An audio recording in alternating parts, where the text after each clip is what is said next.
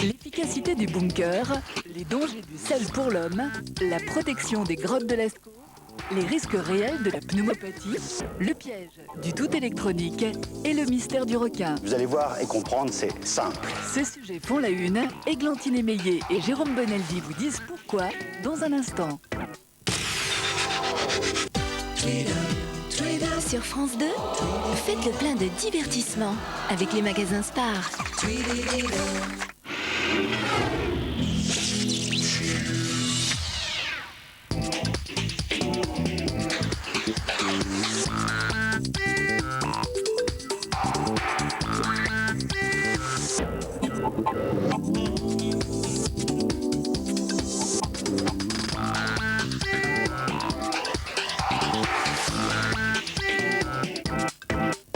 Bonsoir à tous, bienvenue sur le plateau dont vous dit pourquoi. Bonsoir Églantine. Bonsoir Jérôme. Vous allez bien? Très bien, et vous?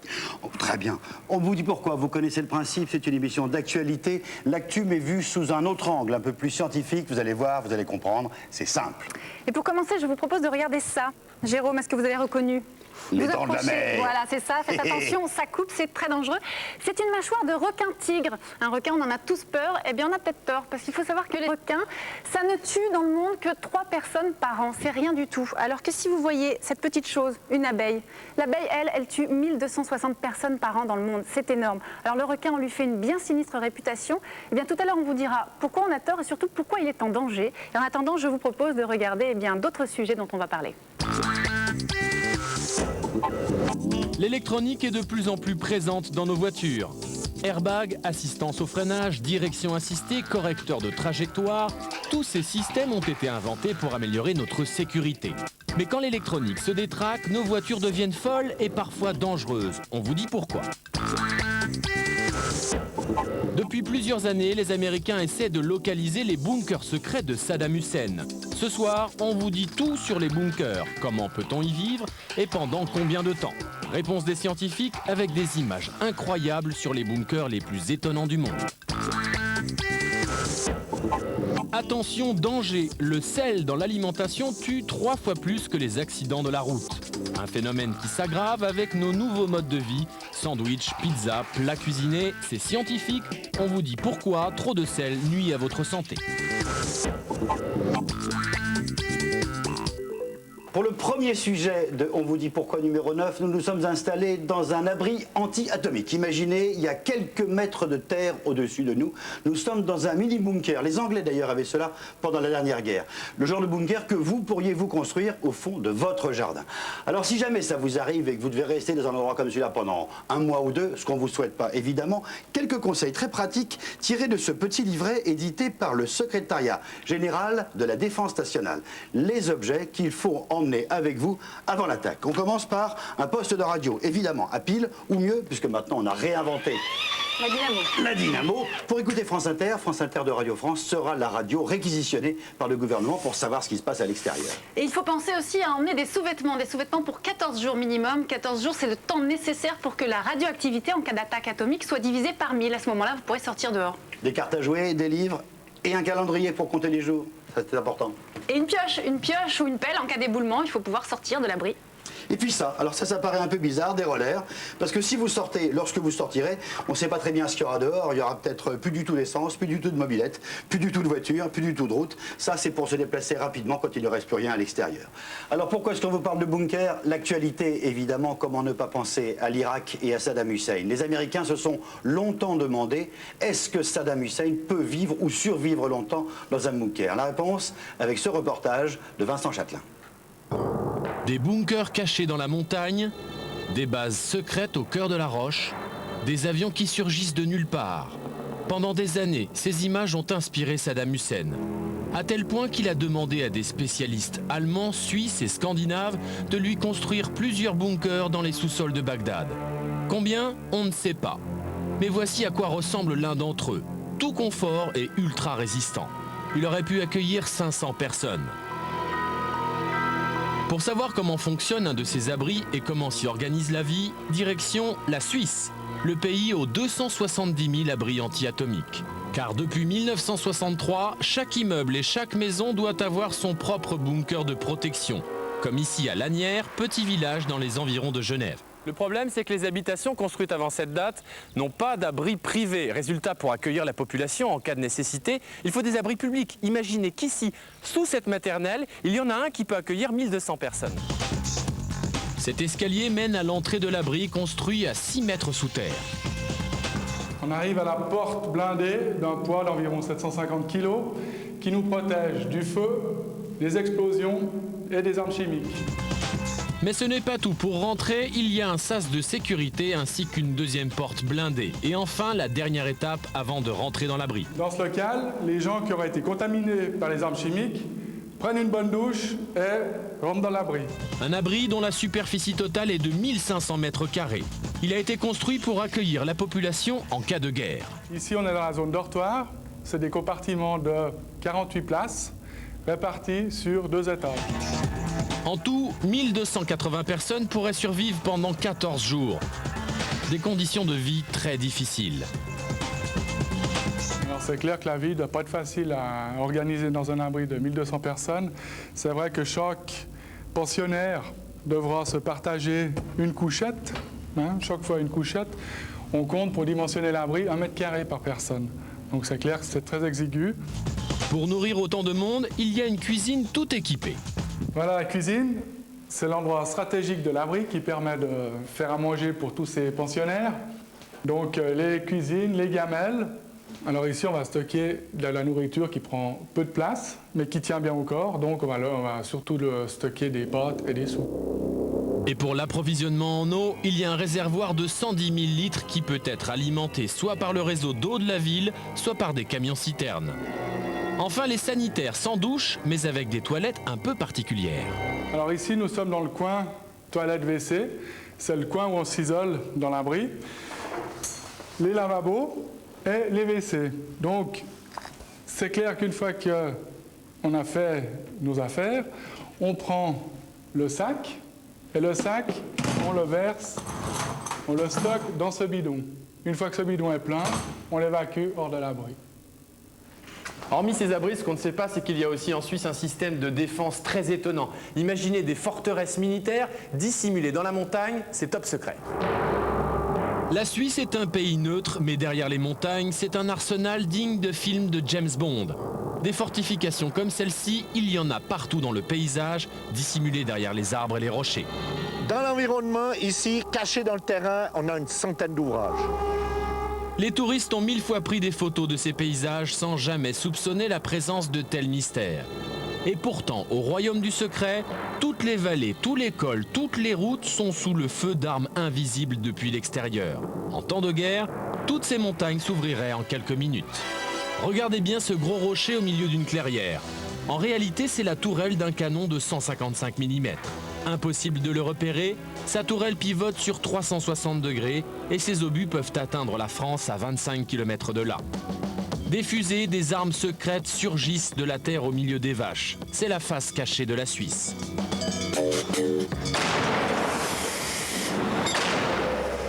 En Suisse, il n'y a pas que les canons qui sont enterrés.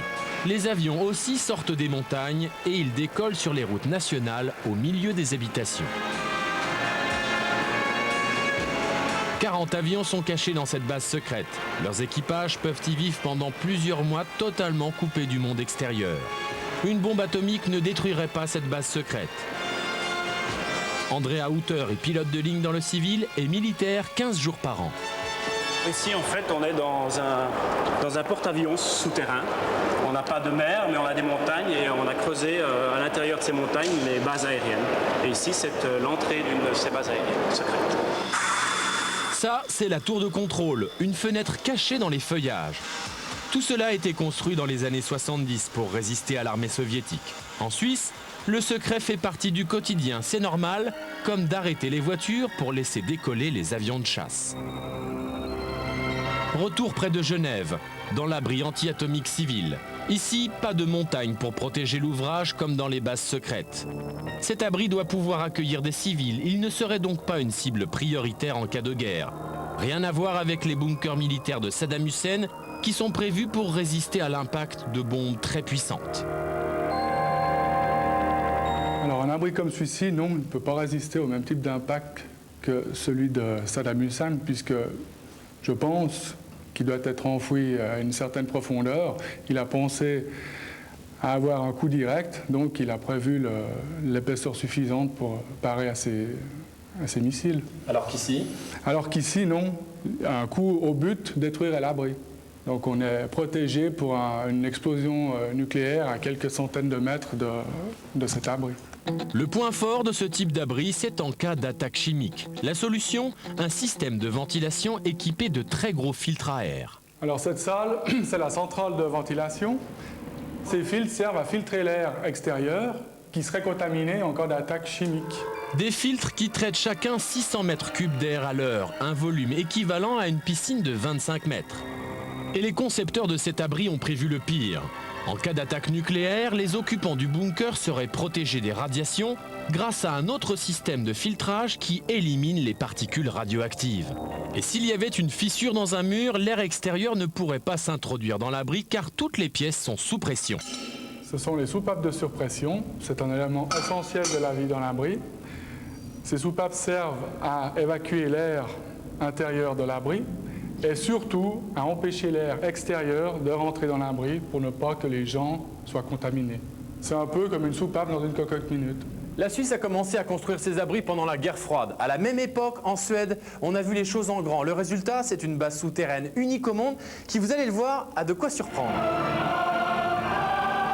Des lacs et des îles à perte de vue. La Suède paraît bien tranquille, mais les apparences sont trompeuses. Certaines de ces îles abritent des bases militaires souterraines. Ce bateau de guerre mesure 60 mètres de long, il va disparaître dans la montagne. Voici l'entrée de la base secrète de Muskö, une île interdite située à 60 km de Stockholm, la capitale. Cette base, creusée dans la roche, a la superficie d'Aix-en-Provence. Avec ses 3 niveaux sous la montagne, 3 niveaux coulés dans le béton pour résister à toute attaque nucléaire. 30 bateaux de guerre peuvent se réfugier sous cette montagne. Pour cacher leurs navires de guerre, les Suédois ont creusé des ports souterrains avec des plafonds de 70 mètres de hauteur. Chaque tunnel débouche sur un bassin de 300 mètres de long. Tous ces bassins peuvent être asséchés pour l'entretien des bateaux. Voici l'autre entrée de la base. On y accède par un tunnel sous la mer. Cette porte pèse 50 tonnes. Derrière, il y a plus de 20 km de passage souterrain. Ici, chaque secteur est séparé par des portes. En cas de guerre, les militaires pourraient survivre pendant 1 an dans ce dédale de couloirs creusés 100 mètres sous terre. Muskö, c'est plus qu'une base secrète. C'est une ville sous la montagne, avec sa poste, son hôpital et même son supermarché. On y trouve tout, de la nourriture au compact disque. Bernard Loff est officier de marine. Cette base est presque sa maison. Et y vivre ne lui ferait pas peur.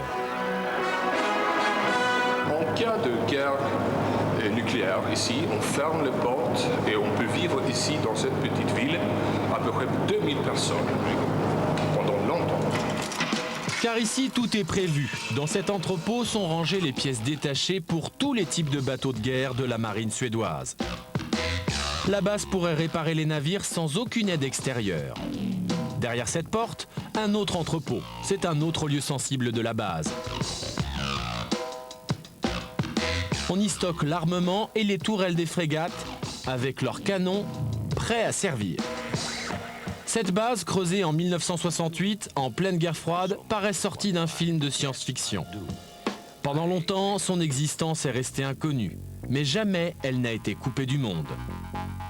Car dans cette base, comme dans un abri de protection, il faut toujours pouvoir communiquer avec la surface.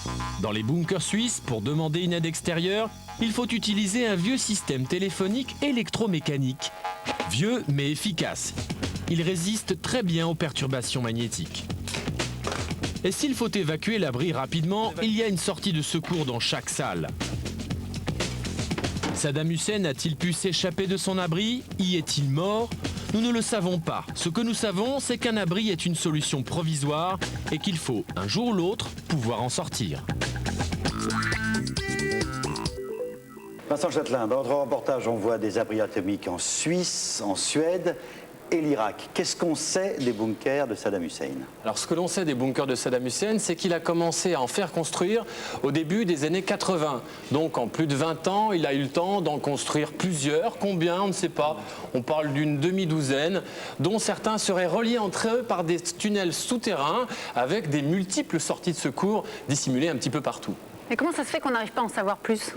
Parce que vous savez, Saddam Hussein était complètement paranoïaque. Donc il ne voulait surtout pas qu'on connaisse l'existence de ces bunkers, donc qui devaient rester secrets. Au final, en plus, il demandait à des entreprises étrangères de construire ces fameux bunkers. Mais ces entreprises et ces ouvriers n'étaient jamais en contact les uns avec les autres. Donc ils avaient tous des informations partielles et ne pouvaient pas reconstituer un plan exact. Alors les tâches étaient très bien divisées. Les Allemands et les Suisses, par exemple, s'occupaient du gros œuvre. Les Italiens, les Portugais et les Français s'occupaient, eux, de la décoration. On disait même qu'il y avait les ouvriers qui avaient les yeux bandés pour ne pas savoir dans quel endroit ils travaillaient. Tout à fait, exactement. Il avait absolument tout prévu, Saddam. Alors il avait tout prévu, il avait prévu le pire en tout cas. Imaginez que ces bunkers étaient au moins à 7 mètres sous terre avec des murs en béton et en matériaux composants de 3 mètres d'épaisseur qui étaient capables de résister à des violents tremblements de terre ou encore même à des explosions. Quant à résister au pilonnage des Américains, le bombardement massif, ça on n'en est pas sûr du tout. S'il avait vraiment voulu se protéger, il aurait fallu qu'il construise un bunker sous la montagne comme celui qu'on a vu en Suède. Alors, René Deschamps, vous voyez impatient d'intervenir. Vous êtes ingénieur, vous êtes vice-président du Haut Comité français de défense civile et vous êtes concepteur de bunkers. Vous en avez fait pour Saddam? Pas pour Saddam, non. Non. Pas pour Saddam. Vous connaissez des gens? Je vous le dirai pas d'ailleurs. Et vous connaissez des gens qui ont travaillé pour Saddam? Pas du tout. Vous le diriez pas non plus? Non plus, je le dirai pas non plus. À quoi pourraient ressembler, d'après vous, ces bunkers de Saddam Hussein? Des installations énormes telles que vous les avez sur l'écran là, avec toute la sophistication nécessaire. Il faut savoir que Saddam, étant donné qu'il qui était un chef d'État, a subi toutes sortes de stages, a subi toutes sortes de formations, et est un homme qui utilise un abri d'une façon performante, comme un véritable militaire. Donc ça veut dire par là que, si vous voulez, ça correspond tout à fait à notre concept. Nous avons ça en France d'ailleurs. Nous avons ça pour les militaires français. Il faut penser que nous avons des abris ici. Il faut penser que nous avons des militaires qui vivent dedans. Et des grands abris avec des routes, des engins motorisés qui peuvent se déplacer. En France, on a tout ça? Non, non, non. Vous dites non, mais vous croisez les doigts. Oui, peut-être un peu. Vous mentez un peu. Un peu, oui. Je vous mens un peu, oui, quand même. Vous mentez un peu. Un peu. Je mens un peu. Alors, votre spécialité. Mais pas aussi développé que ce que nous avons vu pour Saddam ou pour la Suisse. Mais nous avons quand même des équipements en France. On sait un peu, Vincent, à quoi ressemblent les bunkers de Saddam ou pas du tout? On en connaît un, on connaît un projet, le fameux projet 359 qui était censé se trouver sous le palais présidentiel. Alors il y avait une infirmerie, des dortoirs bien sûr, comme ceux qu'on a vus en Suisse, et puis un poste de commandement avec des moyens de communication ultra modernes. Vous devez le savoir, ça sûrement. Alors au niveau de la décoration, vous connaissez les goûts de Saddam. Robinet doré, marbre de Carrare, un petit peu partout. Ça coûtait très cher tout ça. Il faut imaginer que le plus grand de ces bunkers a coûté au bas mont 150 millions d'euros, ce qui est quand même pas mal. Votre spécialité à vous, c'est le bunker, mais pour les particuliers. Oui, tout à fait. Pour monsieur et madame Dupont. Oui, tout à fait. Regardez, quelques-uns de vos bunkers. Reportage. Nous sommes quelque part sur la Côte d'Azur, à 2 pas de la baie des Anges. C'est dans ce décor, entre mer et montagne, qu'un Français aussi prévoyant que riche a envisagé le pire. Nous rentrons dans un garage qui vous semblera tout à fait anodin. Il y a une porte, mais détrompez-vous, ce n'est pas uniquement un placard. C'est l'entrée d'un abri anti-atomique. Pour y accéder, une commande dissimulée ouvre une première porte. Ensuite, il y a une deuxième porte, mais celle-ci est blindée. Et ce n'est pas fini. Une troisième porte de coffre-fort bloque l'accès à l'abri. Elle peut être électrifiée pour repousser les intrus. Cette porte de coffre-fort, René Deschamps la connaît bien. C'est lui qui a conçu ce très discret bunker il y a 18 ans. Les clients se cachent pour 2 raisons, si vous voulez, c'est que nous manquons d'abris de protection civile en France pour les populations. Donc ils craignent 2 aspects, si vous voulez, ils craignent premièrement la saisie par les pouvoirs publics de leur abri à un moment donné, et ils craignent également, si vous voulez, l'invasion d'autres personnes qui veulent se protéger dans leur abri, et auquel cas ça pose le problème de l'annulation de l'abri pour tout le monde. Donc en réalité, ils gardent ça d'une façon très confidentielle, et on ne dit jamais les noms, et on ne dit jamais rien, et en général, même aux entrepreneurs, on ne dit pas tout à fait ce qu'on fait. Quelle que soit la situation, Édouard a tout prévu. Immédiatement derrière sa porte blindée, il y a un sas de décontamination. Enfin, une dernière porte et on accède au bunker secret. 25 mètres carrés où tout a été pensé dans les moindres détails. Ici, 4 personnes pourraient vivre pendant 6 mois sans jamais mettre le nez dehors, notamment grâce à une minuscule cuisine. Ici, vous avez tous les instruments culinaires, avec les réchauds, les casseroles, avec des rations militaires qui permettent de tenir et qui peuvent durer des années. En cas d'explosion nucléaire, Édouard pourrait communiquer avec d'éventuels survivants. Pour cela, il dispose d'une radio amateur. J'ai ici une radio amateur qui permet d'avoir tous les pays, y compris l'Australie. Allô, allô, vous m'entendez? Allô, vous m'entendez, s'il vous plaît? Cet abri anti-atomique peut résister à une violente explosion. Mais en cas d'attaque chimique, que faire? Édouard peut revêtir une combinaison de protection spéciale. Et si l'abri est écrasé par la maison qui se trouve juste au-dessus, il peut évacuer par une sortie de secours qui débouche dans le jardin. Mais cette sécurité a un prix, 46 000 €, soit 300 000 francs.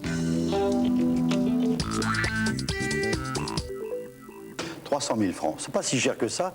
Et qui sont vos clients? Des paranos? Non, pas du tout. Ce sont des clients en général qui ont une structure internationale, qui ont l'habitude de voyager, qui habitent, qui ont une maison en Suisse, qui ont une maison aux États-Unis, peut-être en Israël, qui connaissent et qui ont déjà vécu avec des abris chez eux et qui ne sont pas affolés par ce genre de construction. Vous avez testé vous-même vos bunkers? Vous y avez passé un peu de temps? J'y suis allé quelques heures, mais pas plus, si vous voulez, parce que ce sont des abris de clients quand même. Alors, comment passer 1, 2 ou 6 ou 7 mois même sans voir la lumière du jour? On a demandé à Michel Siffre, bonjour, de venir nous rejoindre. Bonjour. Je rappelle que vous êtes spéléologue, spécialiste en chronobiologie. Concrètement, ça a commencé votre aventure en 62. Vous êtes enfermé volontairement dans une grotte, 150 mètres sous terre. Vous y êtes resté 2 mois. Vous avez remis ça 10 ans plus tard, en 72, et vous avez passé l'an 2000, sans savoir très bien d'ailleurs si on était en 2000 ou en 2001. Hein. C'est ça. Je me suis trompé simplement de 4 ou 5 jours. J'ai passé l'an 2000 le 4 janvier.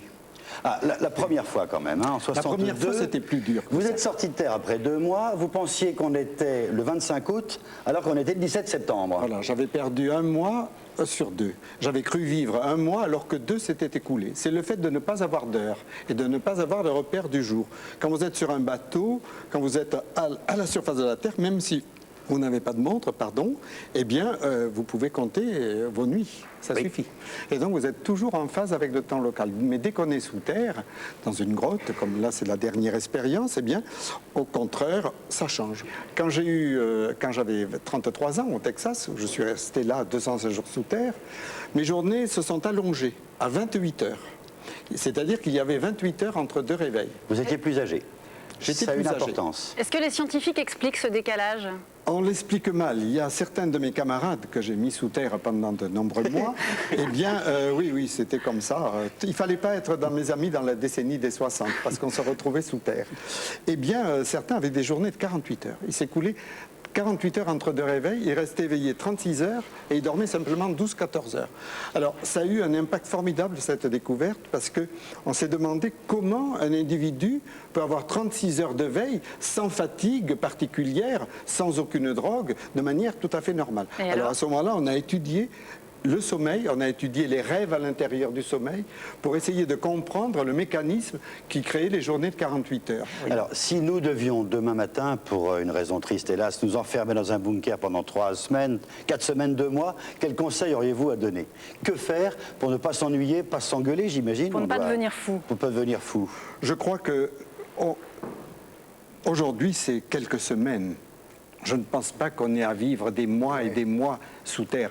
Par contre, pour le cas de Saddam, qui est quand même quelque chose d'intéressant, eh bien, on peut imaginer qu'il a une structure où effectivement il pourrait rester facilement 1 an ou 2 et donc pouvoir sortir et à grande profondeur, on sait faire ça. Moi, je me suis très intéressé au moment des tours et de Ben Laden et c'était très intéressant de voir la première fois qu'on le voit apparaître, il est devant une grotte naturelle, dans du calcaire. Je suis géologue de formation, on le reconnaît bien. La deuxième fois, alors là, il n'y a qu'une entrée automatique. Il ne peut pas y avoir 2 entrées dans les conditions où il était. Par contre, les abris suivants, les bunkers suivants qu'il a utilisés, Ce sont des abris dans des roches qui étaient ce qu'on appelle du poudingue, des anciennes alluvions, où là c'était creusé nécessairement à la main. Alors là vous pouvez faire des systèmes avec de nombreuses entrées, de nombreuses sorties. Et donc c'est une des raisons, je pense, pour lesquelles il a pu s'échapper plus facilement qu'on peut s'échapper peut-être d'un bunker normal où il y a en général une seule entrée. Michel Siff, merci beaucoup. René Deschamps, merci beaucoup. Merci. On va vous quitter pour parler d'un autre sujet beaucoup plus quotidien, un danger dans notre alimentation. Il s'agit du sel. L'information vous a peut-être échappé, mais elle a son importance. Le mois dernier, un colloque faisait le point sur l'évolution de la consommation de sel en France. Pourquoi?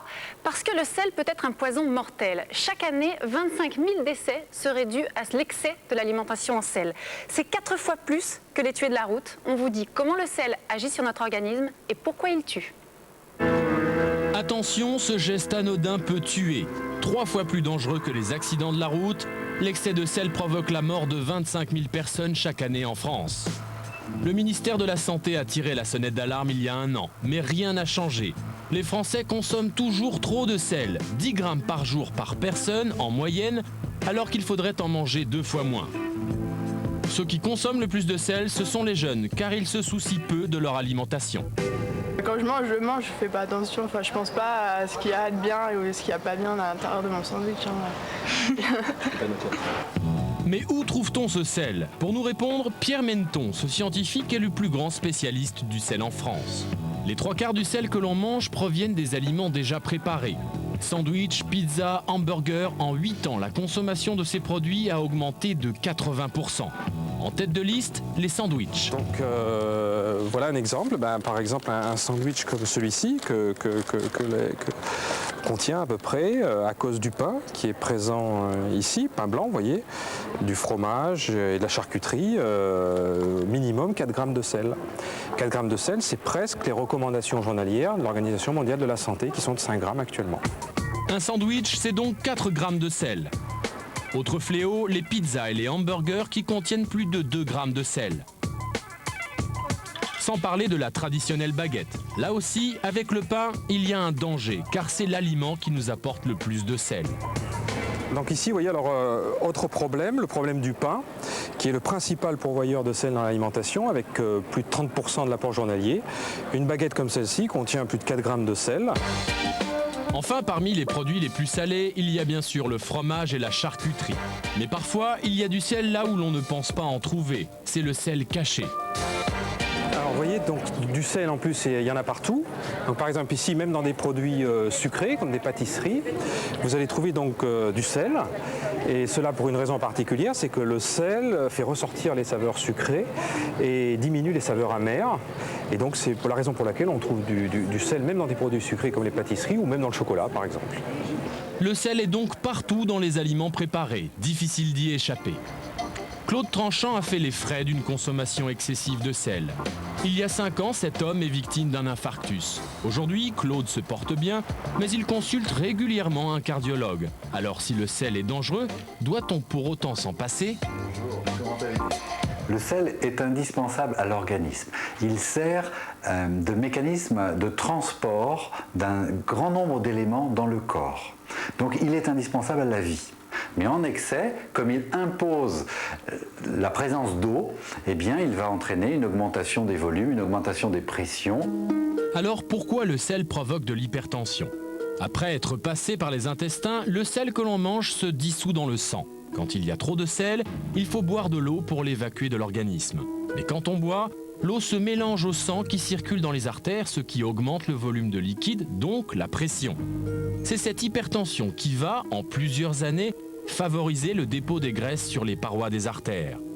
Quand elles se bouchent, le sang ne passe plus, c'est l'accident. L'attaque cérébrale quand l'artère irrigue le cerveau et l'infarctus du myocarde quand l'artère irrigue le cœur. Ces accidents ont des conséquences désastreuses sur la santé. Alors l'hypertension artérielle, malheureusement, crée des accidents très graves. Accident vasculaire cérébral, avec justement une hémiplégie, des gens paralysés, des gens qui perdent le langage. Et puis au niveau cardiaque, l'hypertension va entraîner un grand travail du cœur et donc va favoriser l'infarctus. Donc à bientôt. Et ce n'est pas tout. Quand un jeune consomme trop de sel, il risque d'avoir un cancer de l'estomac quelques dizaines d'années plus tard. Nous sommes à l'INSERM, l'Institut national de la santé et de la recherche médicale. Pierre Menneton mène ses recherches avec des souris de laboratoire. Alors ici vous avez 2 souris, l'une qui a mangé 10 fois plus de sel que l'autre, et vous voyez que cette souris donc, a émis une quantité d'urine sur 24 heures qui est beaucoup plus importante que la souris qui a mangé moins de sel. Voici la quantité d'urine de la souris qui a mangé peu de sel. Et voilà celle de la souris qui a mangé 10 fois plus de sel.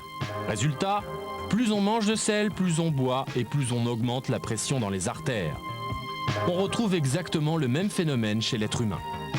Je peux vous montrer là ce qui arrive dans des populations humaines qui consomment différentes quantités de sel. Donc si je peux vous montrer 2 exemples. Par exemple, une tribu d'Amazonie qui vit encore selon le mode de la chasse et cueillette et donc qui ne rajoute pas de sel à son alimentation. Avec la pression artérielle des gens reste très basse quel que soit leur âge.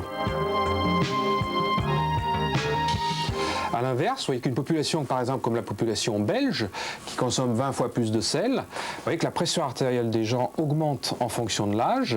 Et à 50 ou 60 ans, comme en France, vous avez à peu près la moitié de la population qui est hypertendue.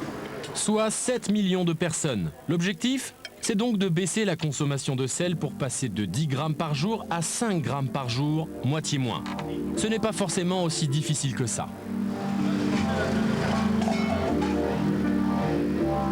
S'habituer à moins consommer de sel est très facile. D'abord parce que les aliments, on retrouve le goût des aliments qui n'est plus masqué par un excès de sel.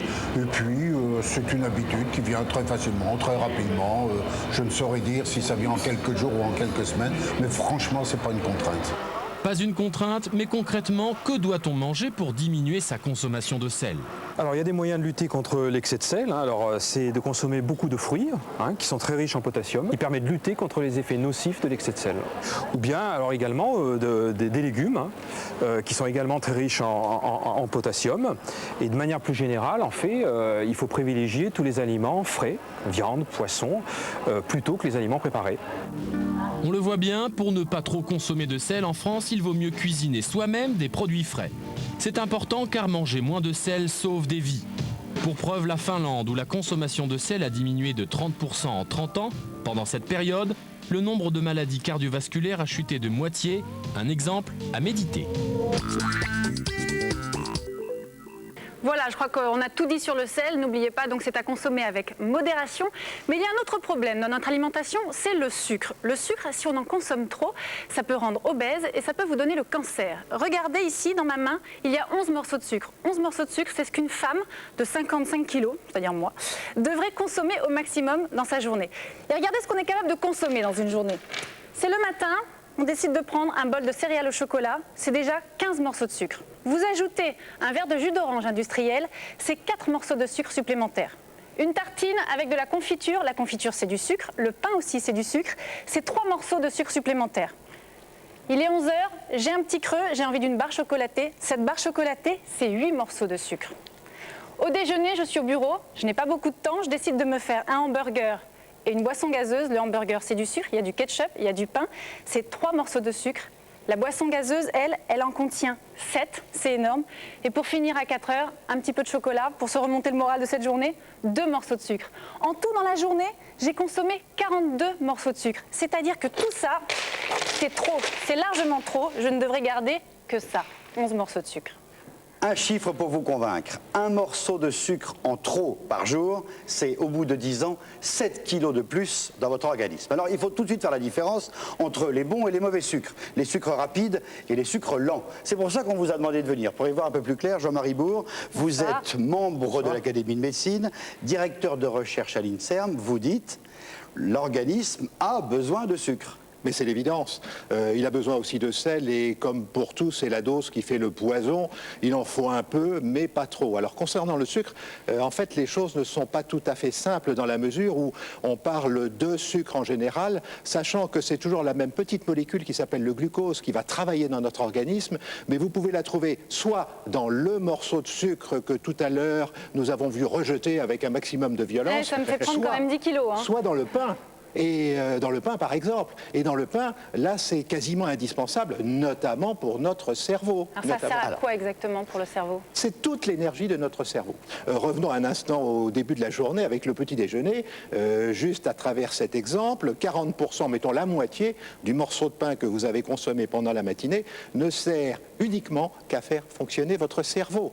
Donc étonnez-vous qu'avec un mauvais petit déjeuner, vous puissiez rencontrer ce que l'on appelle l'hypoglycémie. Vulgairement, c'est le coup de pompe, c'est-à-dire le cerveau tourne un petit peu au ralenti. Attendez, expliquez-moi bien la différence entre le sucre lent et le sucre rapide. Ça veut dire que si je mange du pain, le glucose qui est dedans va durer plus longtemps dans la journée, c'est ça? C'est tout à fait exact. Qu'est-ce que cela veut dire sur le plan de notre physiologie toute simple? Vous absorbez ce morceau de sucre que vous rejetiez tout à l'heure avec vigueur. Il arrive dans l'estomac, il en sort. Il arrive dans l'intestin, il est immédiatement digéré. Il arrive dans le sang. Vous n'êtes pas en train de pédaler sur votre VTT. Le sucre, c'est de l'énergie. Votre organisme va dire, mais tiens, voilà de l'énergie. Qu'est-ce que je vais en faire? Je ne la dépense pas, donc je la stocke. Il va stocker cette énergie sous forme de graisse. En revanche, la même quantité de la même molécule de glucose, en fait, ce sont de multitudes de molécules de glucose qui sont arrimées les unes aux autres, trouvées dans le pain, va rester longtemps. C'est diffusé à petite dose, c'est ça? C'est diffusé à petite dose, c'est-à-dire que pour autant... C'est diffusé lentement, d'où le nom sucre lent. Sucre lent, exact. Et donc, au lieu de voir arriver une avalanche d'énergie dans votre sang dont vous n'avez que faire, vous voyez arriver cette même quantité d'énergie, mais sur un temps beaucoup plus long, ce qui permet précisément d'approvisionner votre cerveau. Mais les choses ont été chiffrées. Savez-vous que la qualité du petit déjeuner conditionne votre efficacité de conduite? On perd 15 points d'efficacité de vigilance de conduite si on a pris un mauvais petit déjeuner. Et ceci au-delà du 70e kilomètre. Pourquoi? Parce que c'est une question de temps entre le petit déjeuner et la perte de l'efficacité. L'aspartame, c'est bon ou c'est pas bon?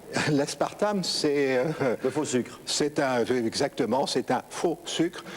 Donc c'est une manière de continuer à faire plaisir à la bête qui aime le goût du sucré, mais ça ne sert à rien sinon à trouver une sorte de succédané de plaisir. Vaut mieux manger moins de chocolat plutôt que du chocolat édulcoré ou moins de...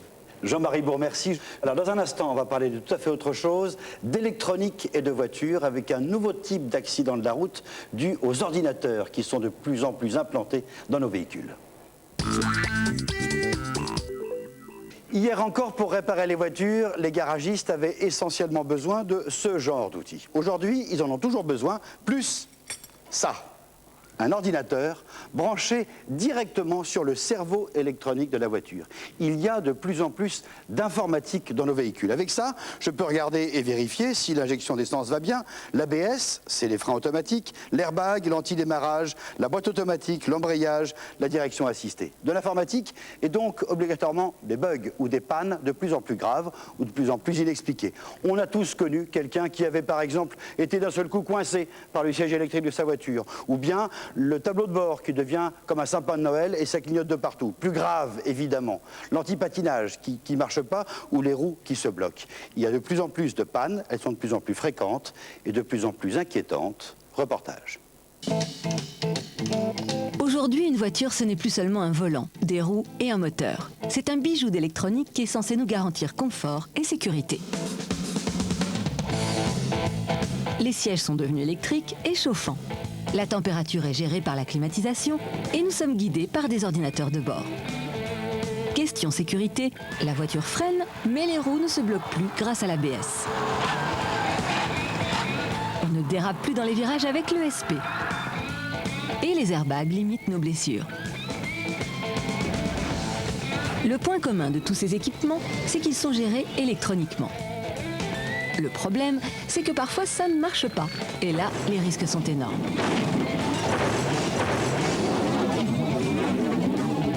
Vous allez comprendre pourquoi avec la mésaventure de Gwendal Le Borgne. Il y a 6 mois, ce jeune Breton a failli se retrouver à l'hôpital à cause du correcteur de trajectoire électronique de sa voiture, l'ESP. Les 2 roues du côté droit ont freiné en même temps, alors qu'on roulait donc à une vitesse de 110-120 km/h. Et donc la voiture a fait une embardée, est partie violemment sur le côté droit. J'ai appuyé alors sur le bouton d'ESP qui a permis de récupérer la main sur le système électronique. Et on est reparti tout droit en frôlant la rambarde de sécurité. Si on n'avait pas appuyé sur le bouton, on aurait percuté la rambarde et on aurait certainement pu entraîner un accident beaucoup plus grave puisqu'on était sur une 4 voies fréquentée. Heureusement, Gwendal a eu le réflexe de débrancher l'ESP. L'ESP, c'est le correcteur de trajectoire. Il se met en route quand la voiture tourne trop brusquement. Pour éviter que le véhicule ne devienne incontrôlable, comme ici à droite, le système freine légèrement la roue qui commence à déraper avant qu'elle n'entraîne toute la voiture. Mais dans le cas de Gwendal, l'ESP s'est déclenché violemment et sans aucune raison sur 2 roues en même temps. Résultat, la voiture part en toupie. Et ce n'était pas la première fois que sa voiture avait des problèmes d'électronique. En fait, depuis qu'il l'a acheté il y a 2 ans, les pannes se sont succédées. Des sièges électriques défectueux au réglage des rétroviseurs, en passant par l'ESP qui fonctionne mal. Le pire, c'est que quand Gwendal conduit sa voiture chez le concessionnaire, il n'y a plus de problème. Quand on amène la voiture chez le réparateur, évidemment, le problème se reproduit rarement. C'est toujours pareil.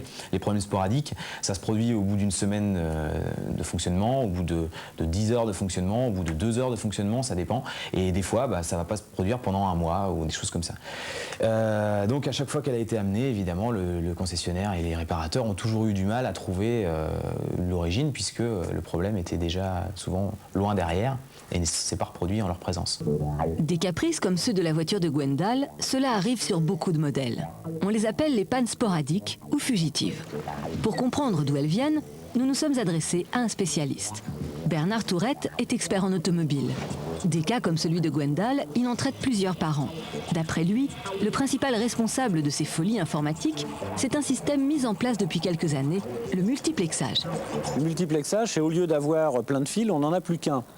Alors si on fait une analogie avec la plomberie, quand on a plein de tuyaux et qu'on fait passer un petit peu liquide dans chaque tuyau, ça se passe bien. Quand on veut tout faire passer dans le même tuyau, s'il y a trop de débit, s'il y a trop de pression, il arrive un moment où ça passe plus et puis ça déborde et puis tout s'arrête de fonctionner. Donc c'est ce qui se passe avec le multiplexage où on veut tout faire passer dans le même tuyau. Le multiplexage est donc une technique qui consiste à faire passer plusieurs informations dans un seul câble. Et la presse spécialisée le constate régulièrement.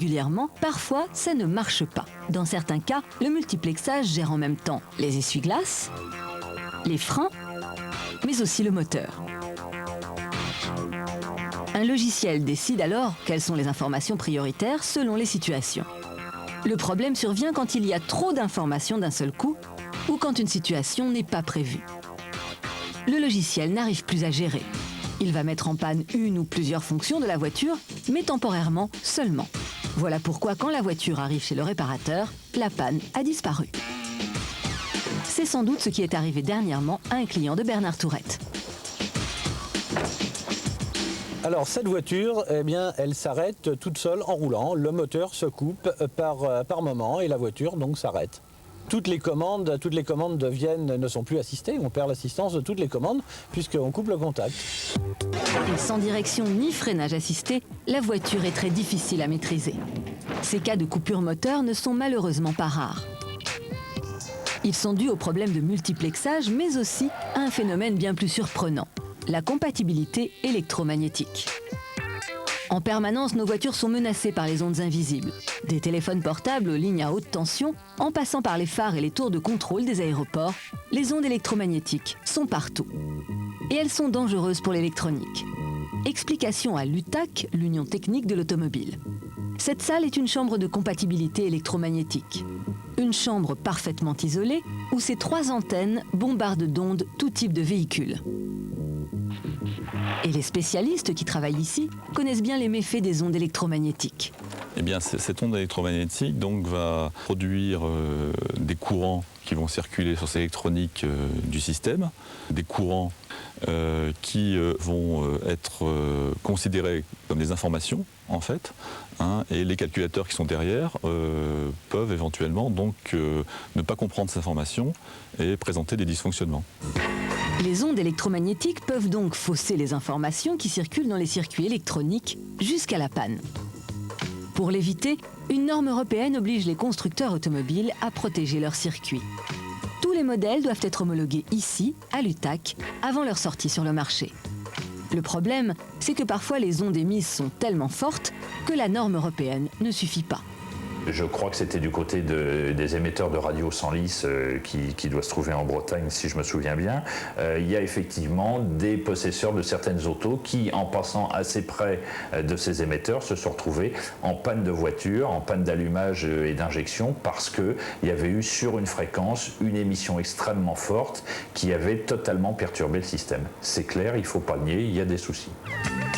Certes, les pannes électroniques sont peu nombreuses, mais elles représentent un danger pour la sécurité des automobilistes.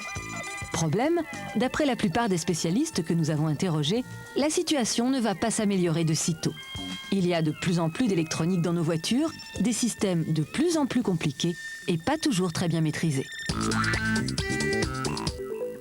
Voilà, et on n'a pas parlé des gadgets déjà là ou à venir, genre le GPS intégré, le contrôle automatique de la vigilance du conducteur, le contrôle automatique de la vitesse idéale du véhicule, l'anti-patinage.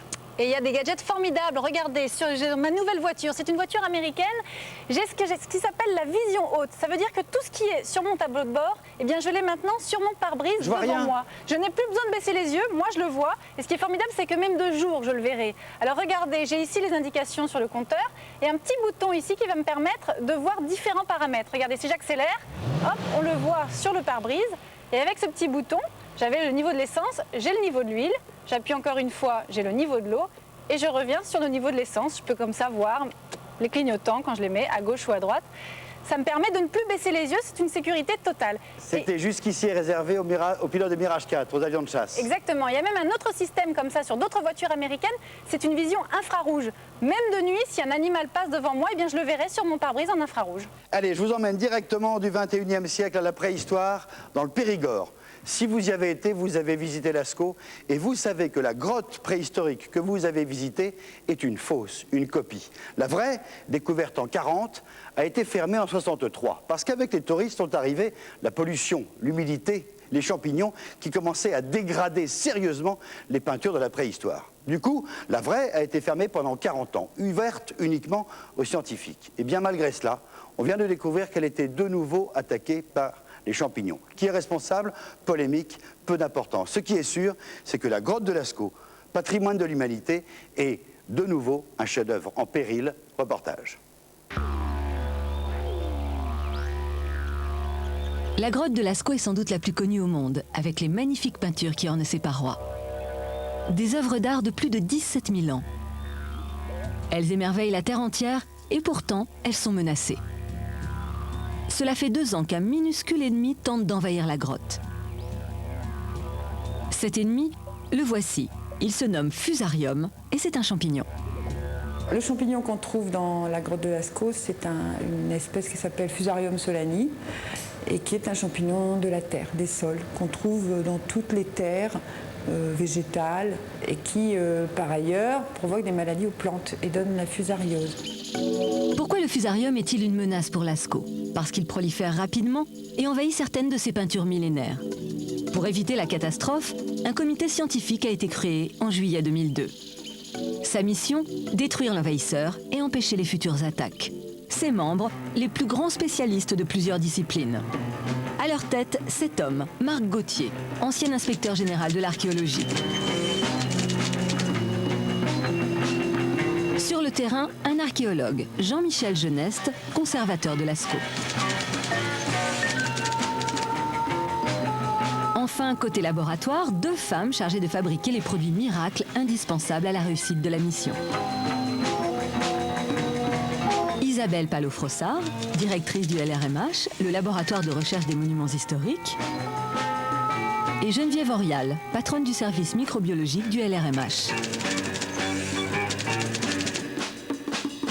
Une équipe de choc qui a déjà réussi à stopper la progression du fusarium grâce à un fongicide, un produit chimique tueur de champignons.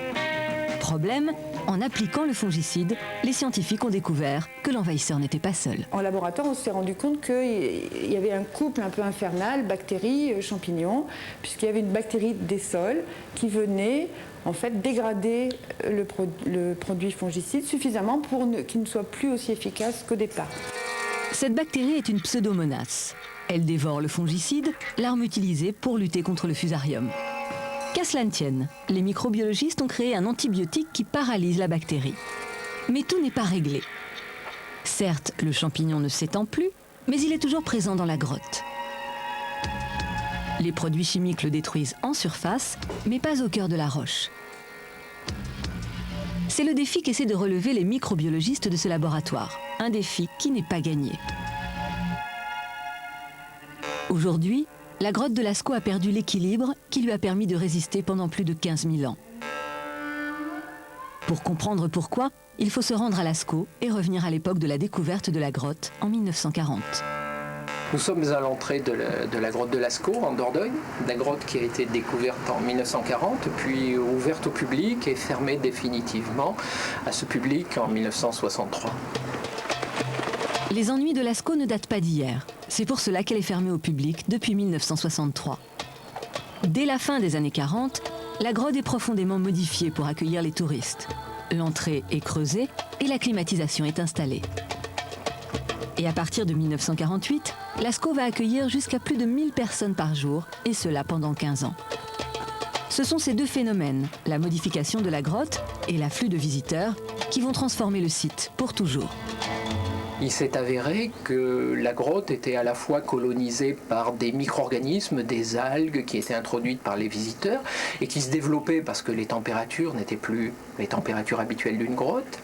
Et puis ensuite aussi, les peintures anciennes dans cette grotte, qui date d'une période qui est comprise entre 17 et 18 000 ans, ont été aussi altérées sous l'effet de la vapeur d'eau, du ruissellement lié à l'élévation de température, la vapeur d'eau exhalée par les visiteurs. Donc c'est ce qu'on appelait la maladie blanche. Pour lutter contre les algues et la maladie blanche, et pour prévenir toute nouvelle invasion, les scientifiques ont multiplié les traitements pendant plus de 10 ans. Des traitements qui ont tué presque toute vie microscopique. Le problème, c'est que cela a laissé le champ libre à notre envahisseur, le fusarium. Ce champignon a la réputation d'être particulièrement virulent et costaud. Et bien là, non contrebalancé par d'autres espèces, il a le terrain libre. La solution pour empêcher définitivement le fusarium de s'étendre, c'est de rétablir un équilibre écologique en réimplantant d'autres champignons et d'autres bactéries. Dans un milieu aussi sensible que celui-là, dans une grotte qui est patrimoine mondial, on ne peut pas se permettre de faire n'importe quoi. On ne va pas s'amuser à aller chercher une bactérie X, l'introduire dans le milieu et dire allez-y mademoiselle, débrouillez-vous pour reconstituer un équilibre. Ce n'est pas possible. Il va falloir qu'on fasse tout un travail très en amont. Il s'agit de mettre en place en réalité une espèce de stratégie globale de conservation de la grotte. Ce n'est pas de traiter ponctuellement le champignon, la bactérie, etc. C'est de prendre le problème dans son ensemble et de favoriser le retour à l'équilibre en éliminant les sources de contamination les plus flagrantes. Tout cela prendra plusieurs années. Reste que les mésaventures de la plus célèbre des grottes servent de modèle pour toutes les autres. Les dernières grottes découvertes, comme la grotte de Chauvet, ne seront jamais ouvertes au public. Des études ont déjà débuté pour construire une facsimilée, une copie à l'identique, comme ici à Lascaux. La copie, Lascaux 2, accueille jusqu'à 2500 visiteurs par jour depuis 20 ans.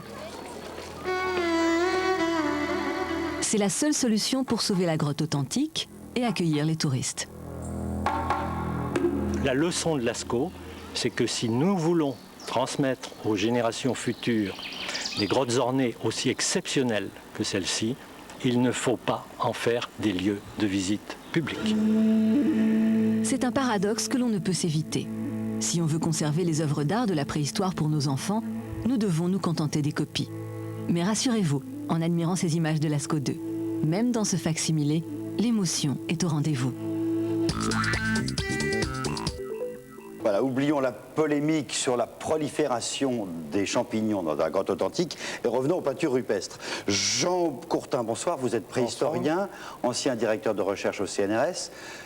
Question toute simple, pourquoi est-ce que nos ancêtres peignaient dans les grottes? Vous avez une théorie là-dessus? Oui, ils allaient au fond des grottes pour y rencontrer les esprits qu'ils croyaient être cachés dans le monde souterrain. C'était du chamanisme. Ça rejoint les pratiques chamaniques que l'on retrouve chez tous les peuples chasseurs dans le monde entier et à toutes les époques.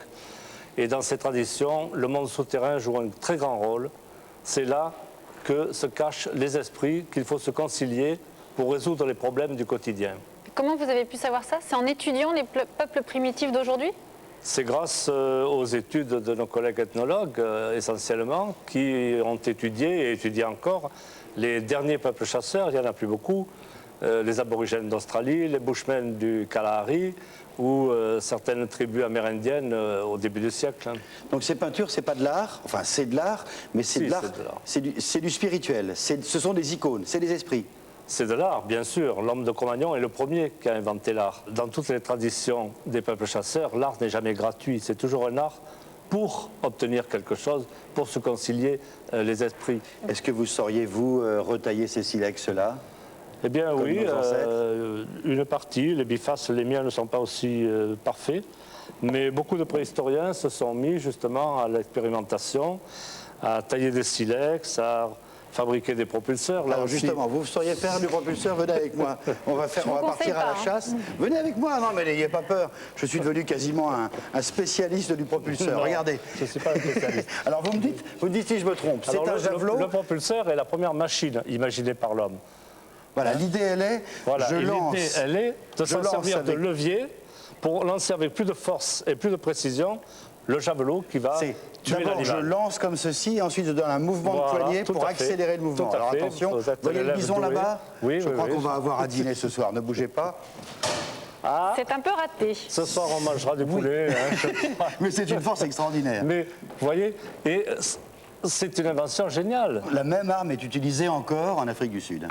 En Afrique du Sud, chez les aborigènes, les Esquimaux l'utilisaient encore. Et chez les scouts, on appelait ça une flèche polynésienne. Alors vous, moi je sais chasser, est-ce que vous sauriez me faire la main négative? Qu'est-ce que c'est que la main négative? Les mains négatives sont des empreintes de mains que l'on retrouve dans des quantités de grottes en Europe, mais aussi un peu partout dans le monde. On en a trouvé dans le désert de Patagonie, on en a trouvé en Australie, on en a trouvé en Amérique du Nord. Alors, comment ils faisaient nos ancêtres il y a plusieurs milliers les hommes d'années écrasaient des pigments qui peuvent être des pigments organiques, du charbon de bois, qui a un grand avantage pour le préhistorien parce que ce charbon de bois, on va pouvoir le dater, les physiciens vont pouvoir le dater, ou des pigments minéraux, c'est-à-dire des oxydes de fer, qu'on appelle communément des ocres, oui.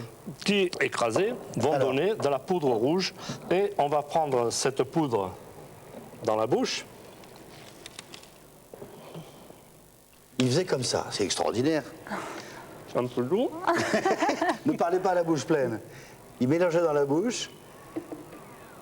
Ce qui est formidable, c'est que 13 000 ans après, dans ces grottes, et peut-être parce que c'était des grottes, on a réussi à les retrouver quasiment intactes. C'est du pochoir. Il y a une technique moderne, ça s'appelle du pochoir, c'est très simple.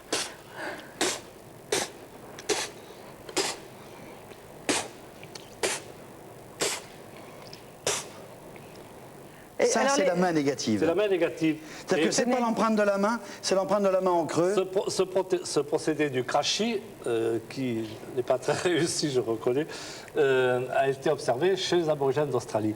Et alors, ces mains négatives, c'est une façon de communiquer avec les esprits, parce que vous voyez, on met sa main sur la roche, on projette dessus du colorant qui a une valeur symbolique, et quand on enlève la main, il n'y est plus. Elle est rentrée dans la roche. Elle a communiqué avec le monde invisible. Elle est passée de l'autre côté. De l'autre côté. Je retiens que la grotte de Lascaux, ce sont des peintures rupestres qui n'étaient pas seulement de l'art pour l'art, c'était il y a 13 000 ans de l'art chamanique. Si ça vous intéresse, je ne saurais trop vous conseiller les chamans de la préhistoire. C'est avec une polémique, parce que votre théorie, elle est évidemment controversée. Il y aura toujours des polémiques dans le monde scientifique, vous le savez. Et votre livre, Jean Courtin, Le chaman du bout du monde, moi je ne saurais trop vous conseiller, mais je crois que vous êtes d'accord. Si, pour débuter dans le paléo, pour savoir comment ça marchait, c'est très facile, c'est très lisible, c'est très drôle en plus. C'est en une seule génération l'histoire de Sapiens Sapiens jusqu'à l'Homo erectus. Pourquoi j'ai mangé mon père de Roy Lewis, un paléontologue très sérieux qui a écrit ce livre, qui est une formidable approche de la paléontologie. Jean Courtin, merci beaucoup. On va parler maintenant d'un autre sujet d'actualité. Il fait la une de vos journaux depuis plusieurs semaines, depuis le 12 mars exactement. C'est la date à laquelle l'OMS a déclenché l'alerte mondiale. Je parle bien sûr de la pneumonie atypique. On a dit un petit peu tout et n'importe quoi sur ces modes de transmission. Alors il est temps aujourd'hui de faire le point et de comprendre pourquoi il ne faut pas en avoir si peur. 2 mois après l'alerte lancée par l'Organisation mondiale de la santé, la situation reste préoccupante face à cette première épidémie du XXIe siècle. À l'exception de la Chine, où la situation n'est pas totalement sous contrôle, partout ailleurs, l'épidémie diminue. Depuis plusieurs semaines, c'est la mobilisation générale dans les grands laboratoires français, comme l'Institut Pasteur à Paris ou Mérieux à Lyon. Les prélèvements effectués sur les premières victimes ont permis une identification rapide du coupable. Le docteur Marie-Claude Courbeau confirme, le responsable de cette épidémie est bien un coronavirus du même type que la grippe. Portrait robot du coupable. Ce coronavirus a un aspect tout à fait particulier. Il est entouré de sortes de projections, de sortes d'aiguilles à l'extrémité arrondie qui lui donnent un aspect en couronne, d'où son nom coronavirus. Ce coronavirus est un virus 2 fois plus gros que celui de la grippe. Et c'est tant mieux. Cette taille plus imposante l'empêche de se déplacer directement dans l'air. Sa durée de vie dans l'atmosphère est estimée à 3 heures. Jusqu'à présent, le coronavirus ne donnait que de simples rhumes. Pourquoi est-il devenu un véritable tueur? Pour comprendre, direction l'hôpital de la Pitié-Salpêtrière à Paris. Ici, le professeur François Bricaire dirige l'une des unités qui reçoivent des patients atteints par la pneumopathie. Pour ce spécialiste des maladies infectieuses et tropicales, après une période d'incubation de 2 à 10 jours, considérée comme non contagieuse, les premiers symptômes de cette nouvelle maladie ressemblent à un début de grippe. C'est à ce moment-là qu'on voit apparaître la fièvre d'abord, une fièvre élevée, 38, 39, puis les symptômes grippaux et les symptômes respiratoires avec cette toux et la gêne respiratoire. Mais ce qui paraît comme une simple gêne pour respirer va se transformer en moins de 3 jours en insuffisance respiratoire aiguë. Alors, dans les formes particulièrement sévères, effectivement, l'atteinte respiratoire se fait de façon diffuse au niveau du système pulmonaire, avec une gêne de plus en plus importante, une toux de plus en plus majeure, et qui va obliger à hospitaliser les gens et à les mettre sous ventilation artificielle pour éviter le phénomène d'étouffement. Concrètement, voilà comment ça se passe dans les poumons. La détresse respiratoire se produit en 2 temps. Le coronavirus s'implante dans les poumons où il crée une inflammation. Cette inflammation provoque une sécrétion de mucosité. Elles obstruent petit à petit les ramifications pulmonaires et provoquent des quintes de toux de plus en plus fortes. Dans les cas sévères, l'inflammation est nettement plus étendue. Les sécrétions empêchent alors toute ventilation. Sans oxygène, le malade décède. Heureusement, cette pneumonie hors norme n'est pas toujours aussi sévère. La majorité des personnes touchées par ce coronavirus guérissent en 2 semaines. La plupart n'ont même pas de difficultés respiratoires. Selon les estimations actuelles de l'OMS, sur 100 personnes atteintes par cette nouvelle forme de pneumonie, 5 à 6 en meurent.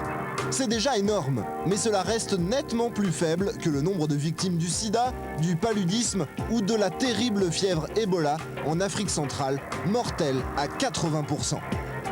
Côté contamination, ce coronavirus a besoin de conditions très précises pour s'implanter dans les voies respiratoires, ce qui réduit les possibilités de propagation massive de la maladie.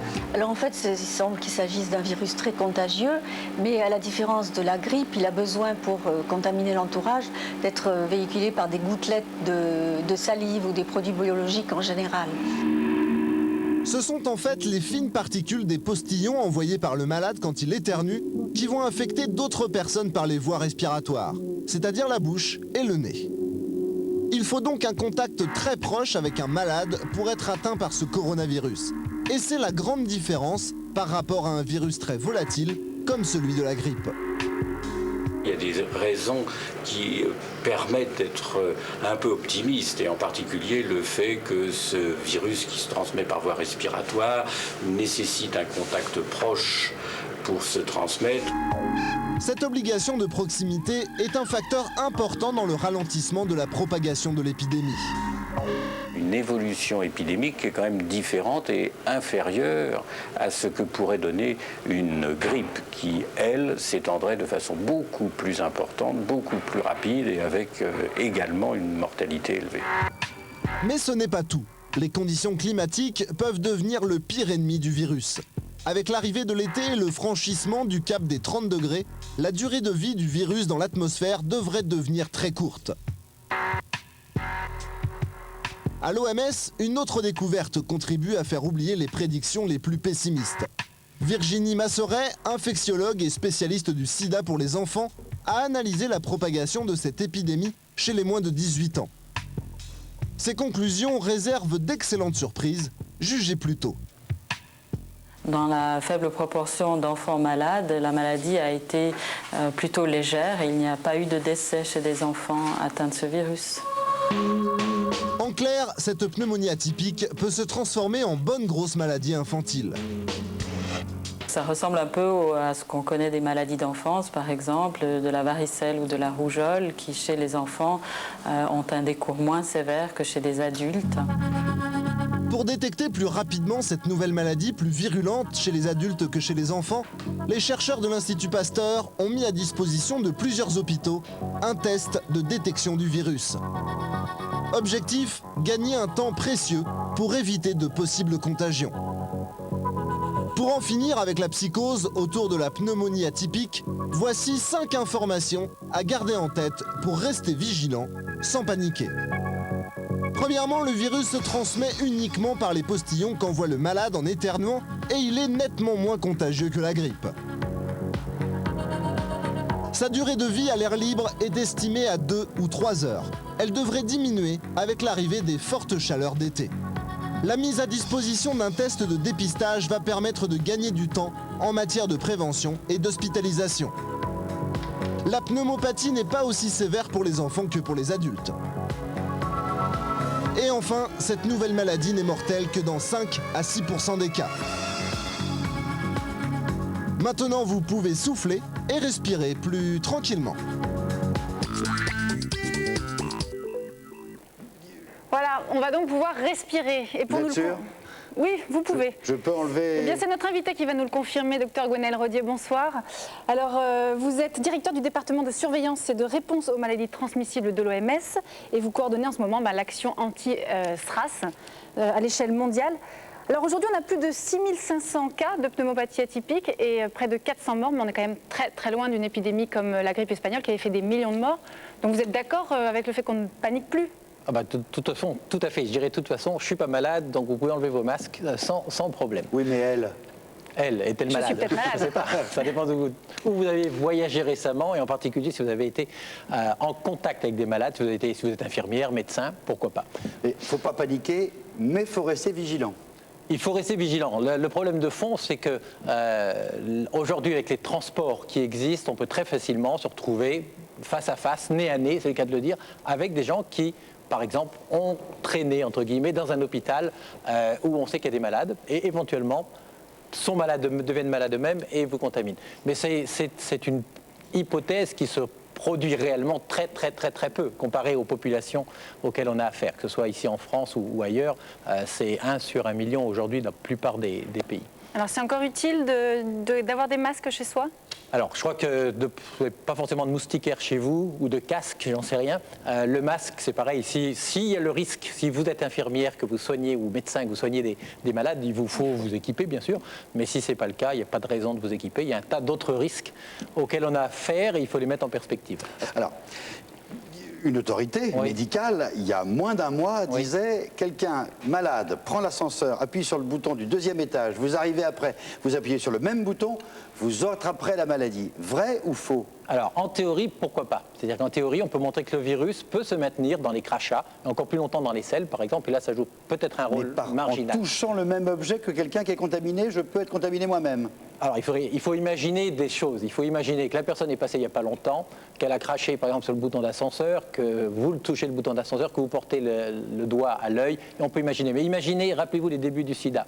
On pensait, pourquoi pas, que les moustiques pouvaient jouer un rôle. Et après tout, pourquoi pas? On peut échafauder que peut-être un cas ici ou là ça a pu jouer un rôle. Mais c'est très évident que c'est marginal. On parle des masques, il faudrait parler du savon aussi. Ils ont raison, les Chinois de Hong Kong et d'ailleurs, de nettoyer tout? Alors, ils ont raison dans la mesure où, justement, le virus peut se retrouver notamment dans les selles. Alors, c'est intéressant, par exemple, cette discussion, parce qu'aujourd'hui, quand les gens vont aux toilettes ou quand les gens passent à table, on ne se lave plus les mains, la grande majorité des gens. Parce que les gens ont oublié qu'on vit avec les microbes. Voilà un conseil pratique. N'oublions pas de se laver les mains. Je pense que quand vous étiez plus jeune, on vous disait de passer à table après vous êtes lavé les mains. Ça se fait plus du tout, c'est une tradition qui est perdue. On croit qu'en mettant un masque, c'est l'essentiel, mais l'hygiène, c'est peut-être ce qu'il faut retrouver, parce que on a cru qu'on se débarrassait des virus, des bactéries, mais on s'en est pas débarrassé. Ils sont toujours là, prêts à être réintroduits, à se réinstaller. Et il y a des méthodes toutes simples. Le savon, se laver les mains joue un rôle important. Alors d'ailleurs, ce qu'on sait sur ce virus, c'est qu'il est né en Chine. La question qu'on se pose, c'est pourquoi la plupart des épidémies démarrent en Chine et surtout comment est-ce qu'elles deviennent mondiales? La réponse dans ce reportage. Dans la cellule de veille de l'OMS à Genève, les nouvelles en provenance de Pékin restent préoccupantes. Une nouvelle fois, l'histoire se répète, la Chine doit à nouveau lutter contre une terrible épidémie respiratoire. Pneumopathie aujourd'hui ou grippe hier, alors pourquoi les virus respiratoires frappent au sud de l'Asie et s'exportent ensuite dans le monde entier ? Pour un spécialiste des maladies tropicales, comme le professeur François Bricaire, le sud-est asiatique, avec son climat chaud et humide, est un terrain idéal pour les virus. Autre avantage, c'est une région unique au monde pour favoriser l'apparition de nouveaux virus émergents. L'Asie est vraisemblablement un grand fournisseur de virus et notamment de virus respiratoires parce que dans ces régions, il y a de fortes concentrations animales, d'élevage d'animaux, de canards, de porcs par exemple, et aussi d'une forte concentration humaine. Et donc les virus qui y sont présents sont capables de déclencher une épidémie. Une densité humaine unique au monde, vivant en contact avec une forte concentration d'animaux, c'est le cocktail idéal pour favoriser les mutations de virus et donc le déclenchement d'épidémies. En y associant des mouvements de population phénoménaux dus au fort développement économique et commercial, l'Asie du Sud-Est réunit toutes les conditions pour propager ces épidémies à l'échelle planétaire. Les exemples ne manquent pas. Si le syndrome respiratoire aigu sévère, le SRAS, a fait sa première victime à Canton le 16 novembre dernier, il y a 85 ans, une autre épidémie démarrait au même endroit. En arrivant en Europe, elle avait pris le nom de grippe espagnole. Très proche du virus de la grippe porcine, cette grippe provoque une bronchite si sévère qu'elle entraîne la mort par suffocation. Parvenue aux États-Unis avec des immigrants chinois, elle entre en Europe avec l'arrivée des troupes américaines pendant la fin de la Première Guerre mondiale. Résultat, dans le monde, 25 millions de morts, dont 400 000 en France. En 1957, la grippe venue d'Asie dévaste une nouvelle fois la planète. 1 million de morts.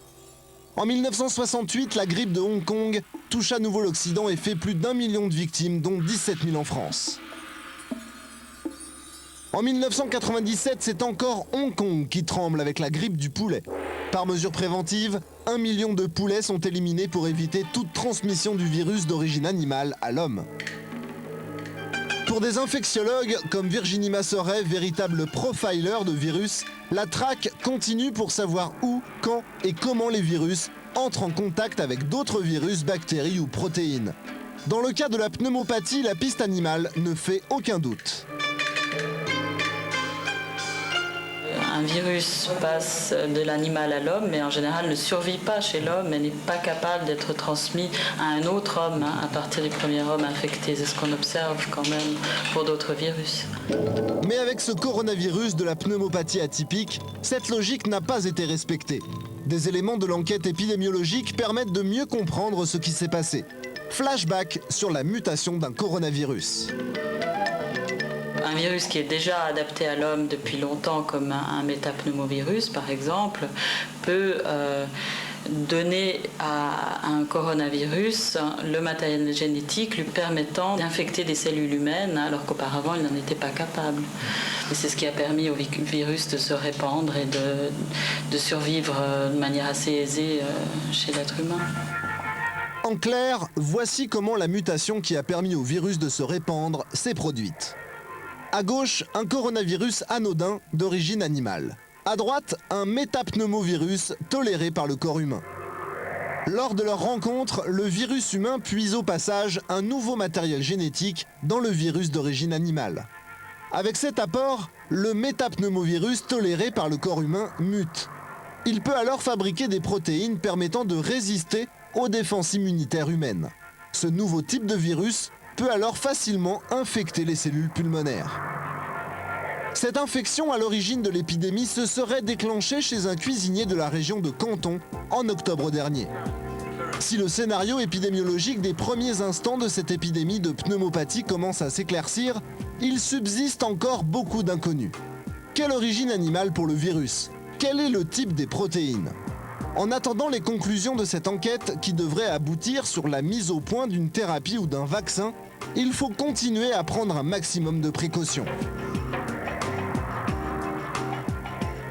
Important d'avoir mis en place également au niveau des aéroports, au départ des zones à risque, des mesures d'examen des personnes, prendre la température pour être sûr que les personnes malades ne vont pas aller infecter d'autres personnes ailleurs. Et puis également les recommandations sur les voyages qui incitent à repousser tout voyage qui ne serait pas indispensable et de là minimiser les risques de propagation de la maladie. Pour cela, on va relever la température des voyageurs dans les aéroports grâce à des caméras infrarouges. Mais il faut aussi limiter les mouvements de population au maximum. Pour l'instant, ce sont les moyens les plus efficaces pour lutter contre une spécialité dont la Chine se passerait bien, l'exportation de virus respiratoires. Alors, docteur Rodier, est-ce qu'il y a d'autres virus aujourd'hui que nous devons craindre ? Alors il y a beaucoup de virus qu'il nous faudrait craindre en théorie, parce que le monde viral ou bactérien d'ailleurs est très dynamique et à tout moment de nouveaux virus peuvent surgir. L'épée de Damoclès aujourd'hui dans le monde viral, c'est certainement la grippe. La grippe, c'est un virus qui change tout le temps, c'est que le vaccin chaque année est différent, il faut s'adapter en permanence et l'OMS a un réseau de surveillance du virus grippal avec de nombreux, à peu près 111 laboratoires nationaux et des centres de référence. Donc ils permettent chaque année de fournir à l'industrie une information sur les souches circulantes et on fait un pari sur les souches de la prochaine saison grippale. On parle beaucoup du SRAS, le syndrome respiratoire aigu sévère. Aigu sévère, ça fait beaucoup, mais en fait c'est rien par rapport à d'autres épidémies. Je ne voudrais pas qu'on oublie les autres graves maladies qu'il y a dans le monde.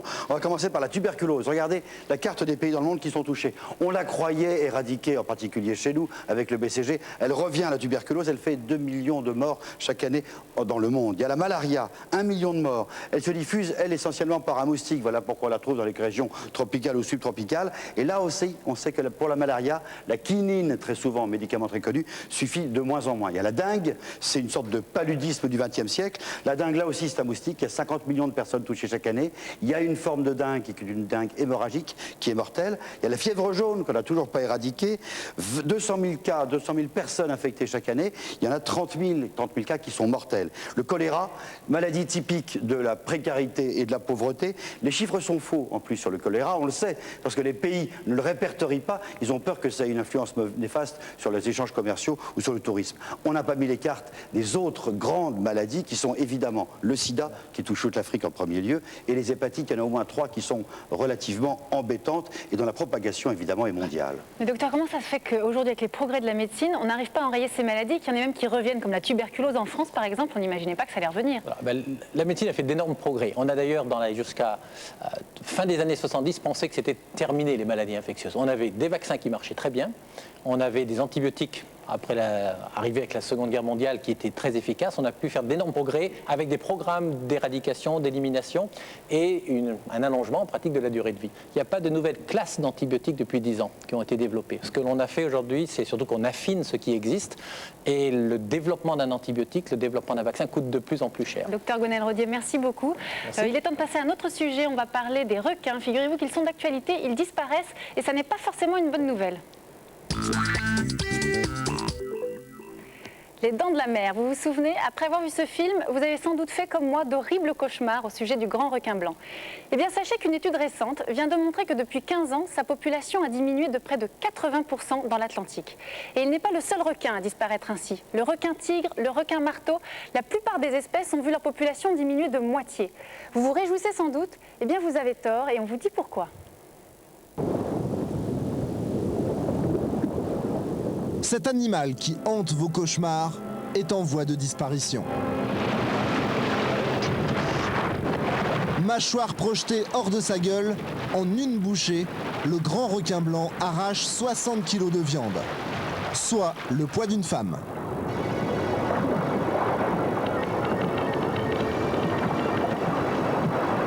Une puissance qui fait fantasmer. Le requin est un trophée. On le chasse comme les fauves en Afrique. Le plus grand blanc jamais pêché l'a été en Méditerranée, au large de l'île de Malte, une femelle de 7,10 mètres. Et pourtant, personne n'a jamais été attaqué par un grand blanc près de chez nous. En Afrique du Sud, lorsqu'un requin meurt emmêlé dans les filets qui protègent les plages, il est autopsié. Dans l'estomac d'un requin, on trouve de tout. Les scientifiques ont même monté une exposition. Le clou, c'est ce crâne humain. On trouve aussi une planche de surf, mordue par un grand blanc. Et cet entrepôt de mâchoires. Une belle collection, mais dans l'ensemble, pas de traces d'homme dévoré par ses dents acérées. Et pour cause. Les requins n'ont tué que 3 fois l'an passé sur toute la surface du globe. Comparé aux 250 morts annuels que font nos amis les éléphants et aux 1260 victimes qui succombent aux piqûres d'abeilles, c'est peu. Au Marineland d'Antibes, John Kershaw, comportementaliste, sait bien que tout est une question de réputation. Dans la réalité, peu de requins sont dangereux. Il y a ce requin taureau, le grand blanc, le requin tigre et le bulldog. Ils mangent des otaries qui, comme les hommes, se baignent sur la côte. Mais tous les autres requins, eux, ne mangent que du poisson. Souvent, c'est un requin qui juste est venu pour goûter, pas pour manger, pour goûter. Il voit que c'est pas bon, donc ça se limite à une simple morsure, qui peut être assez grave, mais les personnes tuées par requin sont peu nombreuses. En fait, le requin, même carnivore, n'aime pas le goût de l'homme. Une chance. La majorité des requins comme les nôtres sont piscivores, s'attaquent uniquement aux poissons. Il y a 4 ou 5 espèces de requins qui sont effectivement carnivores. 4 ou 5 sur les 472 espèces répertoriées à ce jour, beaucoup ne sont que des mangeurs de plancton. Gueule édentée, grande ouverte, il filtre la mer. Ce requin pèlerin, par exemple, est français. Il promène ses 12 mètres pour 4 tonnes au large de la pointe du Raz. Plus gros encore, et aussi inoffensif, le requin-baleine. Il est facilement identifiable grâce à sa peau mouchetée. Depuis une quinzaine d'années, c'est devenu un mets de choix. Résultat, c'est le requin le plus cher du marché. Ce petit vaut 14 500 €. Conséquence, les pêcheurs s'y intéressent. Et 270 requins-baleines disparaissent chaque année.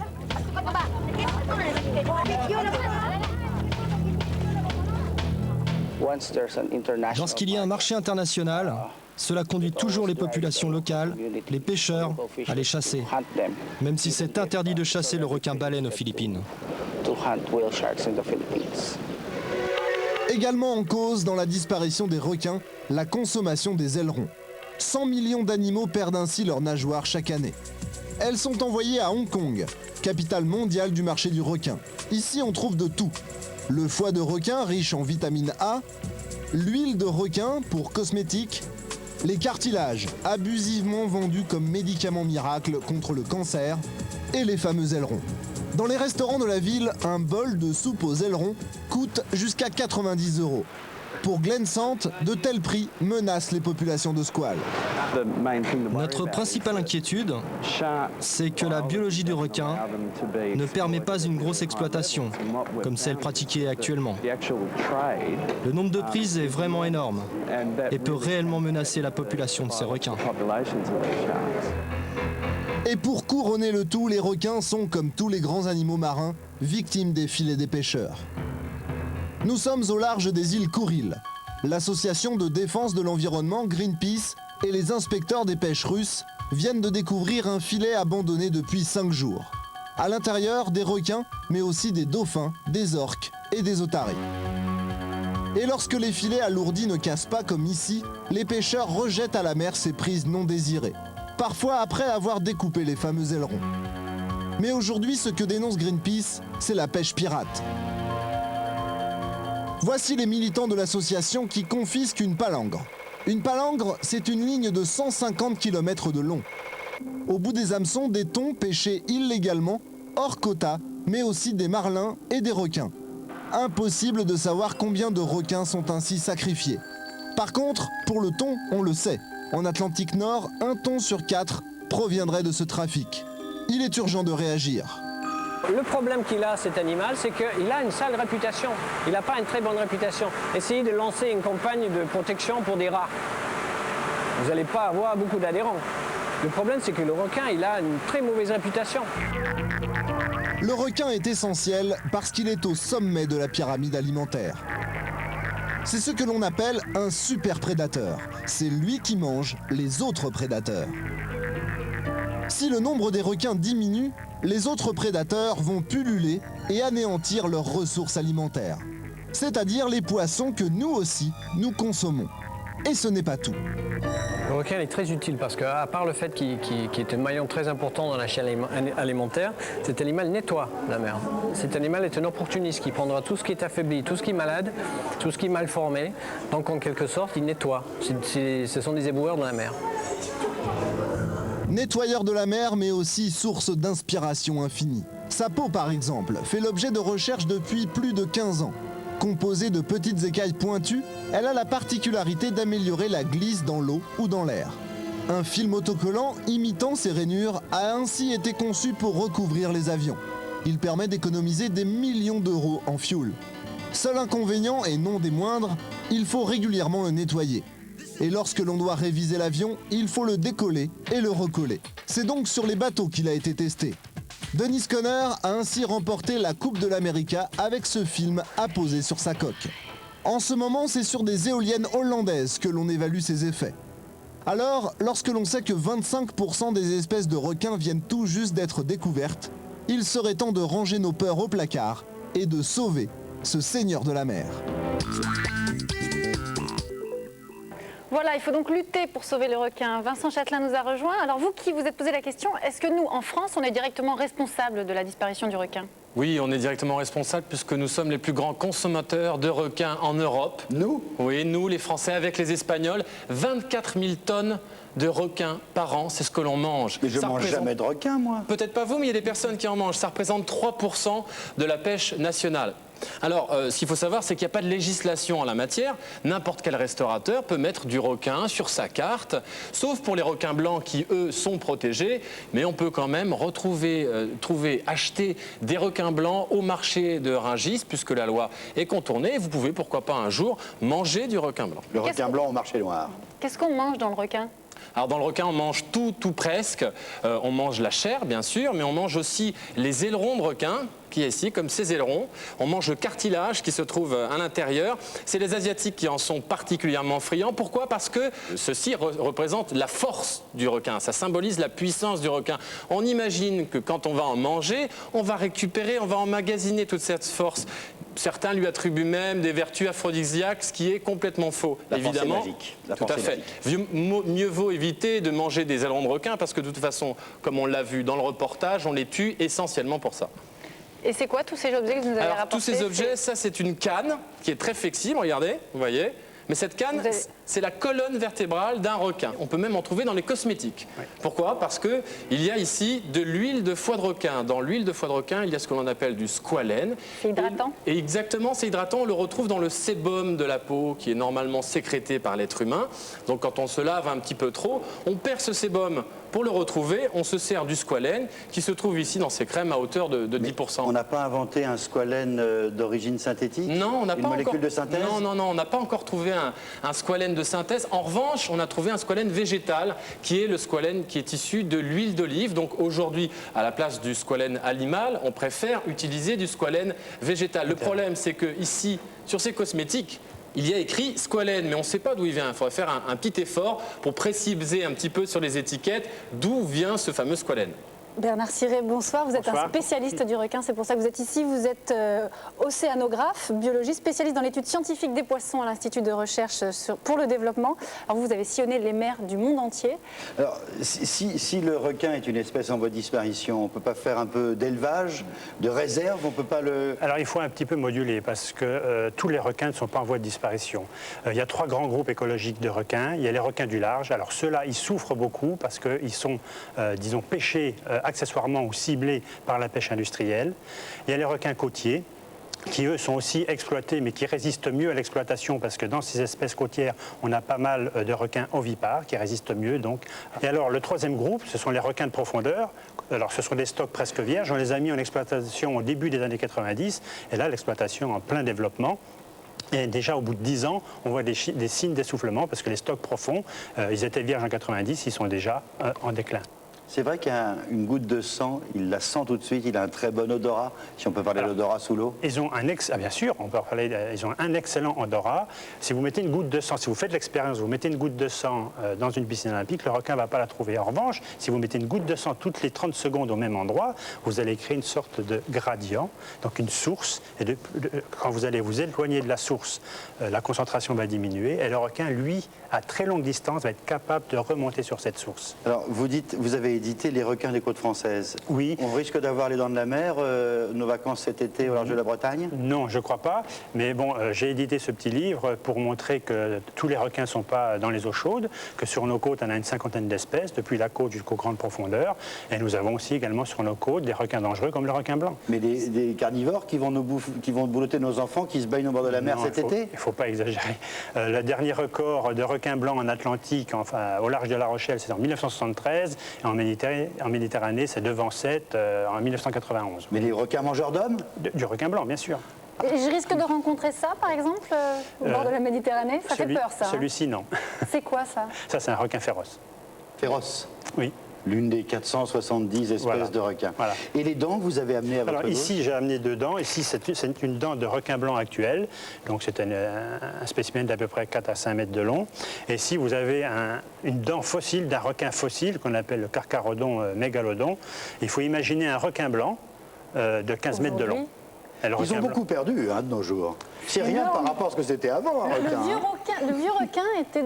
À peu près. Vous imaginez un requin blanc de 15 mètres de long, alors que les requins blancs actuels, en moyenne, font 5 à 6 mètres. Ça, c'est une boîte de soupe à l'aileron de requin. Oui. Ça devrait être interdit, d'après vous?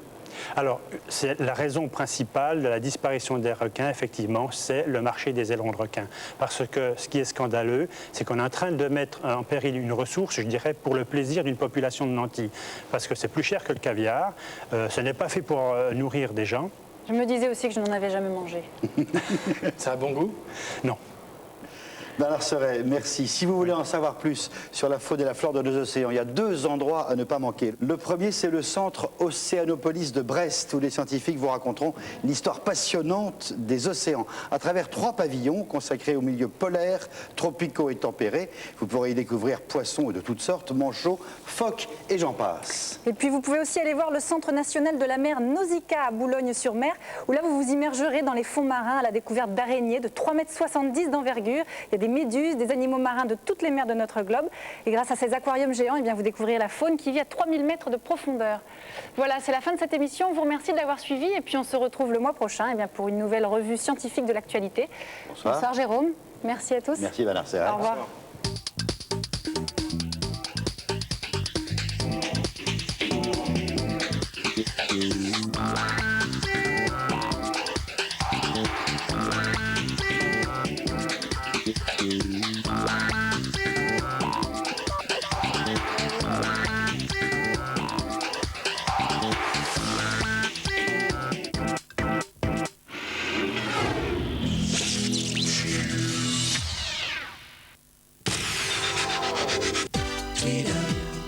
Sur France 2, faites le plein de divertissement avec les magasins Spar.